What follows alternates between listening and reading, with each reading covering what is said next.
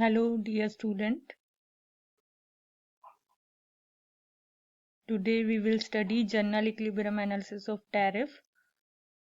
And once again, I extracted this module from EPZ Pathshala platform by Professor H.C. Pokhriyal, where co-principal investigators are Dr. Jaswinder Singh, Dr. Jatinder Beer Singh. And I am highly thankful to Professor Pokhriyal for providing such an informative content to us, which I am using in this difficult time to teach my students. In the last lecture, we have studied partial equilibrium analysis of tariff. In partial equilibrium analysis of tariff, we study about a single country, a single commodity, and it's when a country imposes tariff, we see its impact on that country itself. Today we will analyze general equilibrium analysis of tariff in case of small country and large country. As earlier I told you in the class that what the definition of a small country. A small country, a country जिसका total production, total demand, total export, total imports इतना कम है as compared to world, that it doesn't affect world prices, world quantity, world output. And a large country, a country where any changes in demand and supply and prices will reflect in the world prices and demand and supply. So this is the definition of small and large country. So we will analyze effect of tariff in a small country as well as in large country. So in this module, we will study general equilibrium effect of tariff, impact of tariff in both small and large country, and then we study terms of trade effect of tariff. So in the previous module, we studied the partial equilibrium analysis of tariff, which concluded that tariff would result in loss of economic welfare. Through a diagram, I explained that there is a deadweight loss, and that deadweight loss is loss in economic welfare of a nation and its consumers. So in this case, the incidence of tariff was fall entirely on the tariff imposing country and the price of the good which is imported. So import and that rise in prices will result in import reduction in the home country. And with the reduction in import, there will be fall in अब यहाँ पे क्या है, हम वहीं पे हमने अपने डिस्कशन को रोक दिया था कि जब एक देश टैरिफ लगाता है, उसके प्राइसेस बढ़ते हैं, उसके इंपोर्ट्स कम हो जाते हैं, उसका कंज्यूमर सरप्लस हो जाता है, कंज्यूमर को लॉस होता है. बस यहाँ तक हमने वो डिस्कशन किया था. लेकिन उससे आगे भी चीजें होती हैं. अब जो इंपोर्ट वो नेशन कर रहा था जिसपे उसने टैरिफ लगाया, वो किसी देश के एक्सपोर्ट्स हैं, कोई फॉरेन कंट्री है जिसके एक्सपोर्ट्स हैं. सो जब उन एक्सपोर्ट्स के प्राइसेस बढ़े और उन एक्सपोर्ट्स के डिमांड कम हुई, तो वहां पे एक्सपोर्ट डाउन हो जाएंगे. और वो इस चीज पे भी डिपेंड करता है कि जो इंपोर्टिंग कंट्री है वो लार्ज है या स्मॉल है. तो यहाँ पे हम देखेंगे कि टैरिफ किस तरीके से इकोनॉमिक वेलफेयर को इम्पैक्ट करता है टैरिफ इम्पोजिंग कंट्री की, और यहाँ पे हम पार्शियल इक्विलिब्रियम एनालिसिस से ज्यादा डिस्कस करेंगे. तो इस पॉइंट ऑफ व्यू से जनरल इक्विलिब्रियम एनालिसिस बहुत इंपॉर्टेंट है, जहाँ पे हम वेलफेयर इफेक्ट देखने वाले हैं टैरिफ के. तो सबसे पहले हम केस लेते हैं एक स्मॉल कंट्री का. इमेजिन नेशन वन जो है वो दो चीजें प्रोड्यूस कर रहा है, good X and Y. Last जो पार्शियल इक्विलिब्रियम एनालिसिस था उसमें हमने सिर्फ एक कमोडिटी की बात करी थी जो वो इंपोर्ट कर रहा है. और नेशन वन जो है वो स्मॉल कंट्री है, तो वर्ल्ड के जो टर्म्स ऑफ ट्रेड हैं उस पे इसके डिमांड सप्लाई का कोई इफेक्ट नहीं आता. और हम यहाँ पे अज्यूम करते हैं कि जो नेशन वन है वो कमोडिटी एक्स को एक्सपोर्ट कर रहा है और कमोडिटी वाई को इंपोर्ट कर रहा है. सो the country sells its commodity X to the world market at the given world price Px, and buy commodity Y at the given price P Y. World में दोनों कमोडिटी का prices जो है वो फिक्स है, P X and P Y, और ये nation उस प्राइस पे दोनों चीजों को इंपोर्ट और एक्सपोर्ट कर रहा है। तो जो फिगर है, फिगर 1, वो दिखा रहा है situation in absence of tariff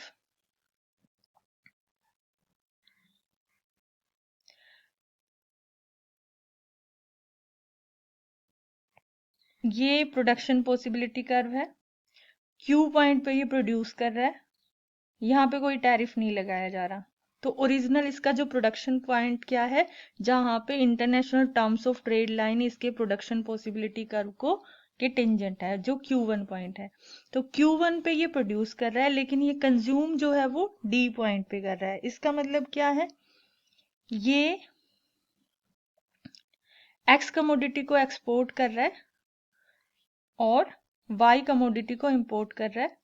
तो Q पे ये ज्यादा X प्रोड्यूस कर रहा है और इस X में से ये कुछ हिस्सा एक्सपोर्ट कर रहा है। जैसे कि हमने क्लास में भी कई बार डायग्राम में मैंने तुम्हें बताया कि किस तरीके से कितना हिस्सा वो एक्सपोर्ट करेगा, उसके बदले में जो इंपोर्ट मिलेंगे। तो उस तरह से उस डिस्कशन के थ्रू ये Q1 से D पे शिफ्ट हो जाएगा। अब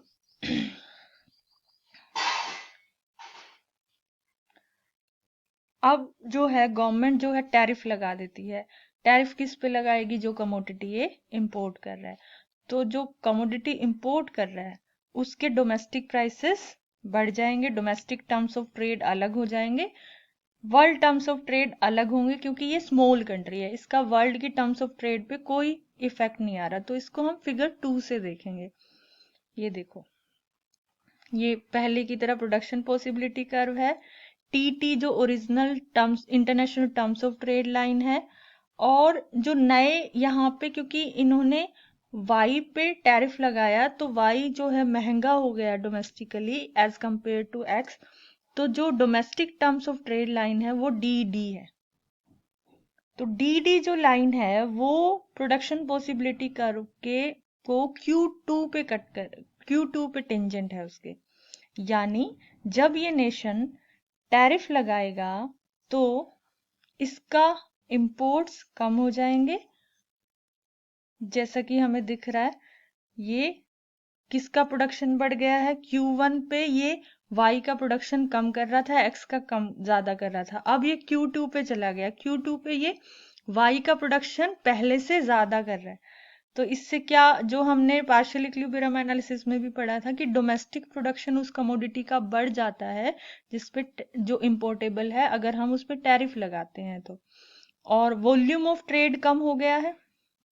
वॉल्यूम ऑफ ट्रेड कैसे कम हो गया है, Q1 से हम Q2 पे चले गए, तो यहाँ पे ये कम इंपोर्ट कर रहा है और एक्स भी कम प्रोड्यूस कर रहा है, इसलिए एक्सपोर्ट भी कम कर रहा है। अब हम ये देखते हैं कि ये इक्विलिब्रियम में कहाँ पे होगा, कंज्यूम कहाँ पे करेगा। तो हम, क्योंकि international terms of trade line तो सिमिलर है टीटी, तो उसी लाइन के पैरेलल हम Q2 से होती हुई एक लाइन खींचेंगे, Q2 पॉइंट से होती हुई ऊपर की तरफ, जो ये डार्क रेड लाइन है। और ये लाइन जो है, और हम डोमेस्टिक टर्म्स ऑफ ट्रेड के पैरेलल इसी पॉइंट से, जहां पे international parallel terms of trade line जो है इस इंडिफरेंस कर्व को कट कर रही है, उसके पैरेलल हम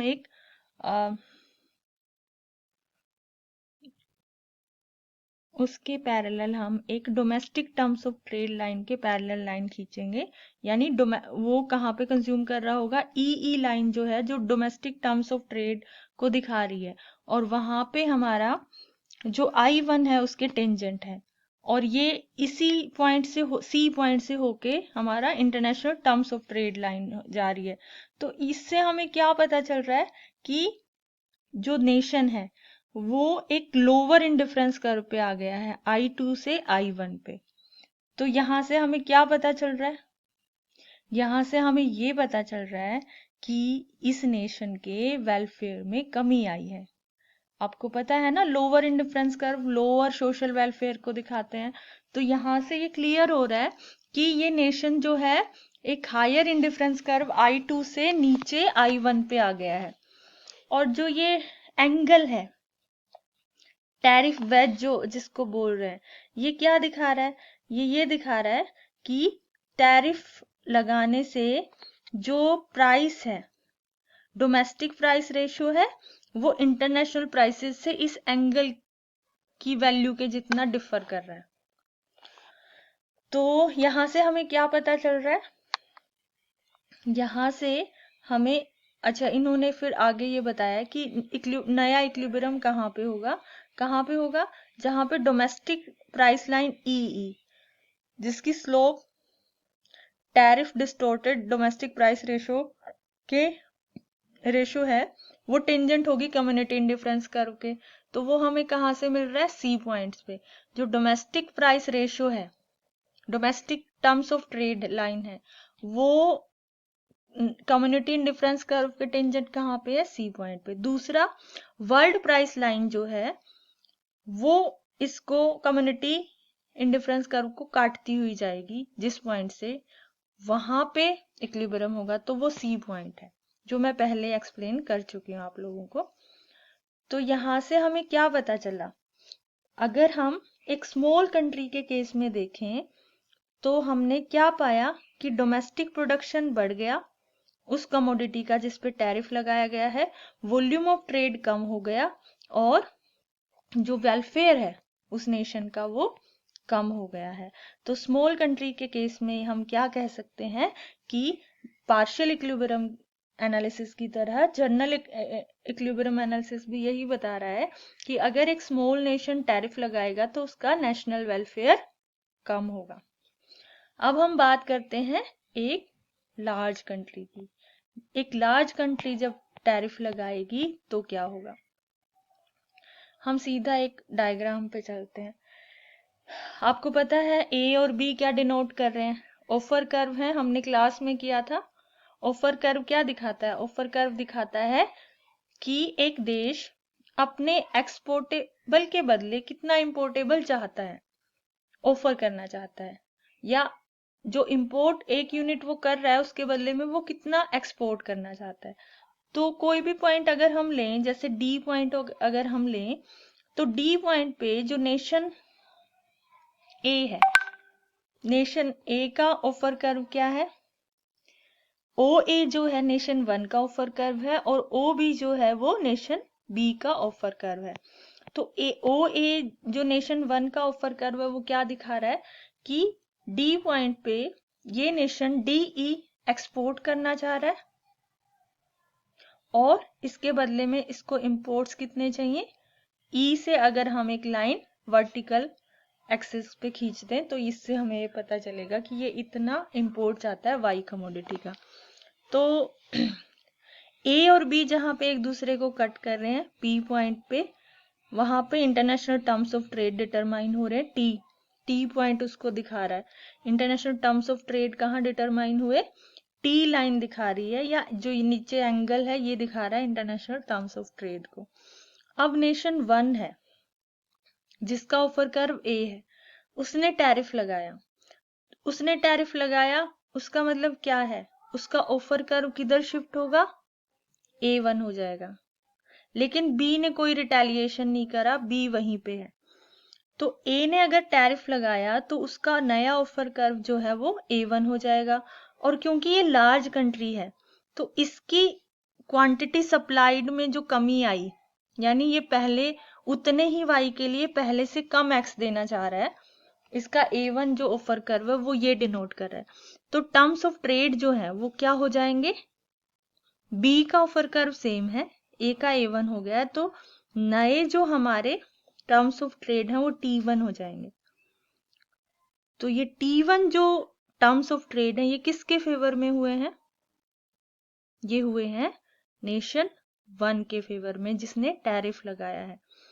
ये नेशन अब उतने ही वाई के लिए, जैसे ORY के लिए अब ये दे रहा है ODX, लेकिन पहले वो ORY के लिए दे रहा था OF।